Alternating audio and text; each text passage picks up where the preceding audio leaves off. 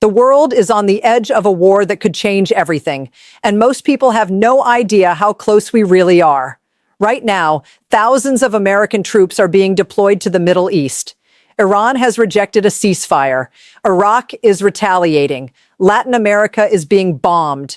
And the man making these decisions is reportedly being shown 2-minute highlight reels instead of real intelligence briefings. This isn't a news cycle. This is a global crisis unfolding in real time. And today, we're breaking down exactly what is happening, point by point, so you understand the full picture that the mainstream narrative is leaving out. Stay with us because every single one of these points matters. Iran has flatly rejected Donald Trump's ceasefire proposal, and the language coming out of Tehran makes it crystal clear that this rejection is not a negotiating tactic.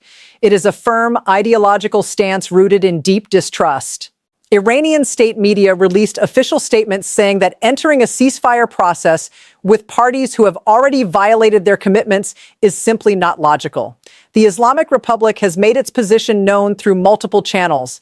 It will not agree to a ceasefire, only a full end to the war, and only once its strategic objectives have been achieved. Those objectives include a complete halt to attacks and assassinations, ironclad security guarantees that neither the United States nor Israel will strike Iran again, full reparations for the damage caused by this war, and the removal of all American and Israeli military bases from the region. These are not small demands. These are existential conditions that Iran knows the Trump administration is almost certainly unwilling to meet. Iran also specifically stated that it will not allow Trump to dictate the timing of when this war ends. Through a regional intermediary, Iran conveyed that its defensive operations will continue until every one of those conditions is satisfied. The rejection has been so total and so public that the Trump administration, which just days ago was hyping major ceasefire talks as imminent, has now gone completely silent. Trump's schedule for the day was wiped clean, replaced entirely with executive time and press-closed meetings. The silence from the White House speaks louder than any statement ever could. The ceasefire attempt has collapsed before it even began, and the consequences of that failure are now cascading into every other dimension of this conflict.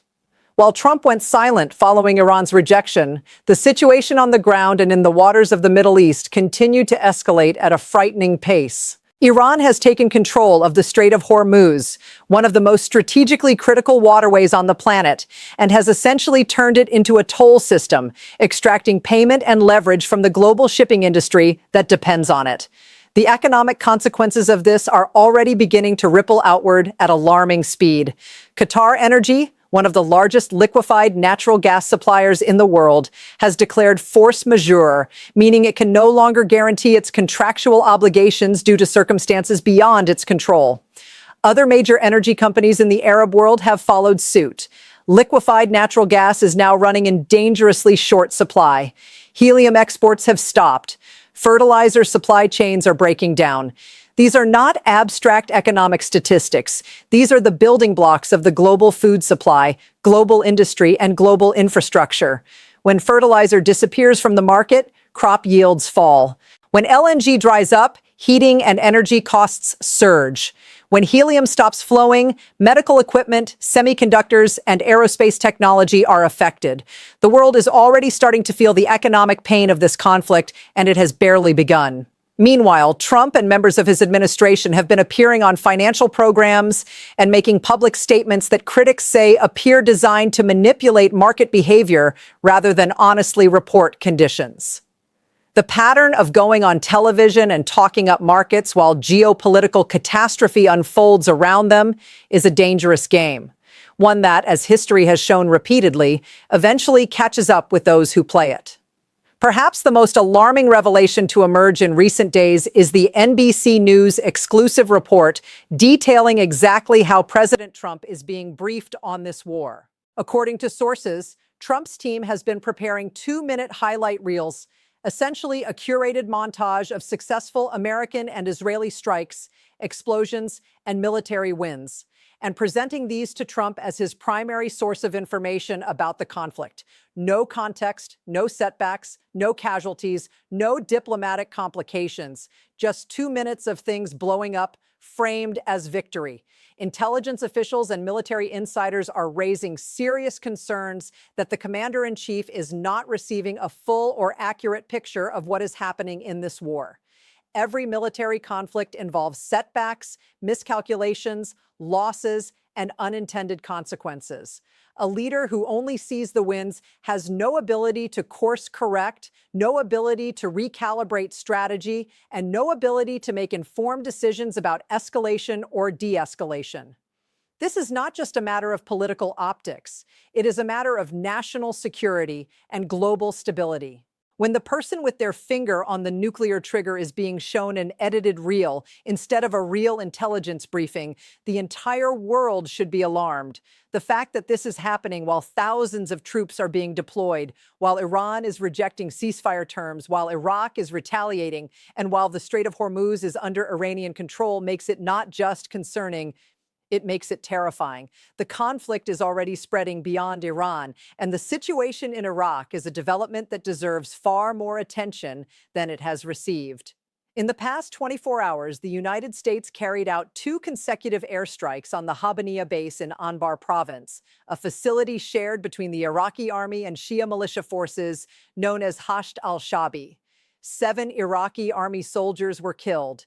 13 more were wounded.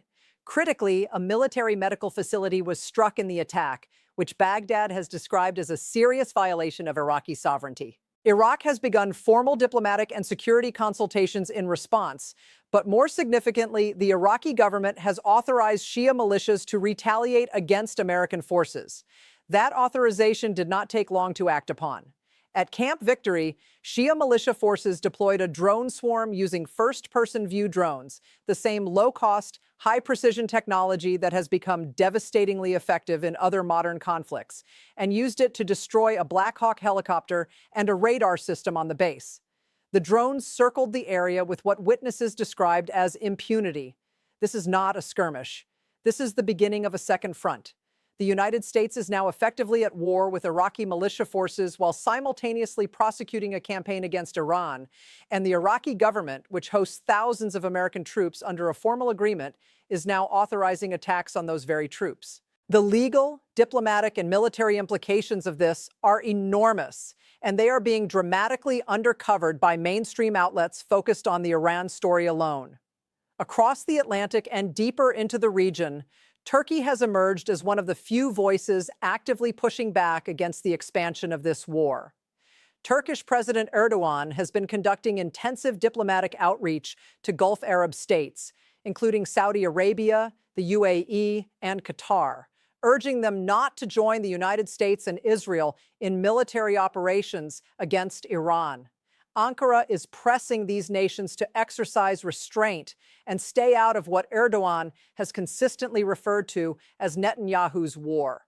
These efforts appear to be gaining some traction, as none of the major Gulf states have publicly committed to joining the military campaign. Iranian President Masoud Pezeshkian responded warmly to Erdogan's position, praising Turkey's resolute stance and invoking the concept of Islamic solidarity in signaling that Iran and Turkey would, in his words, traverse this proud path together. This is a significant diplomatic development because it means the coalition that Trump and Netanyahu hope to build around this conflict, one that would include Sunni Arab nations alongside the United States and Israel, is not materializing in the way they envisioned. Turkey, a NATO member, is actively working against American war aims. Gulf states are staying on the sidelines. The broader Arab and Muslim world is watching Iran resist, and the moral and geopolitical narrative is shifting in ways that could have long-term consequences for American influence in the region, far beyond the outcome of any single military operation. While the world's attention has been locked on Iran and Iraq, the Trump administration has simultaneously been expanding military operations into Latin America in ways that should be causing alarm. A Pentagon official has confirmed that recent American-backed strikes inside Ecuador are just the beginning of a wider military campaign throughout Latin America, dubbed Operation Total Extermination.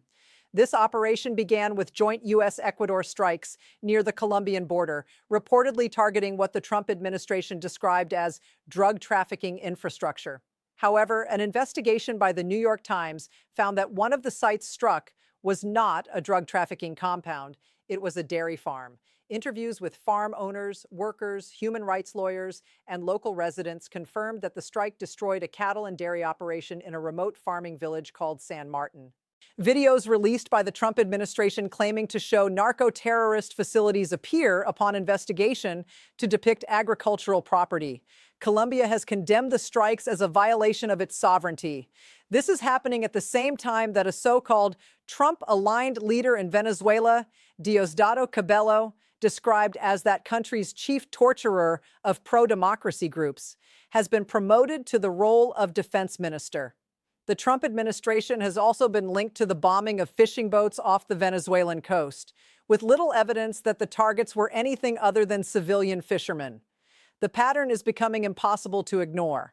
The United States under this administration is conducting lethal military operations on multiple continents simultaneously, with questionable intelligence, minimal transparency, and virtually no congressional oversight or authorization. House Speaker Mike Johnson, or as the host calls him, MAGA Mike, has been doing rhetorical gymnastics in the face of direct questions about what is actually happening in this conflict. When pressed by reporters asking how dispatching 2,000 troops to the Middle East is not boots on the ground, Johnson argued that a troop buildup is, quote, very different than boots on the ground, while simultaneously saying that Iran should watch that buildup and take note. When asked directly whether the United States is at war with Iran, Johnson said he believes Operation Epic Fury is wrapping up and will be done in short order, a claim that appears entirely disconnected from the reality on the ground, where Iran has rejected ceasefire terms, Iraq is retaliating, and drone swarms are taking out American military equipment. MAGA Republican Congresswoman Lisa McClain went further, saying she hopes it does not get to boots on the ground, but that if Trump says it is necessary, it is worth it.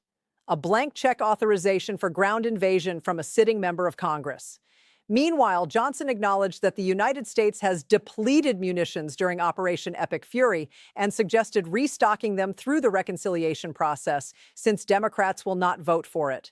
The picture being painted by Republican leadership is one of a war that is almost over, almost won, almost resolved, while every single piece of evidence from the region suggests the opposite.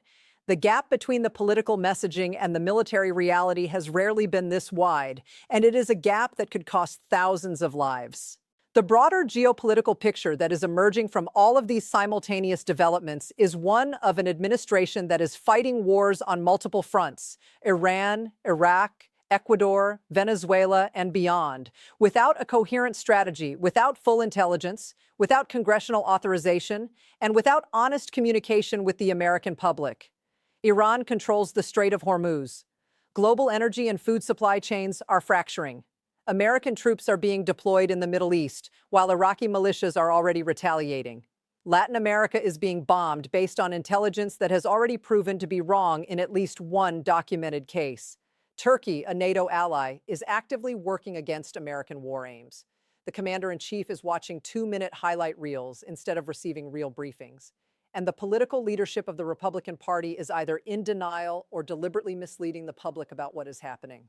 Israel's own intelligence director is saying that regime change in Iran, the presumed end goal of all of this, will take a full year. A full year. That is not a quick, clean operation. That is an open-ended war with no clear exit, fought on the back of manipulated intelligence, executed without public consent, and paid for in lives, treasure, and global economic stability. The American people deserve the truth about what is being done in their name.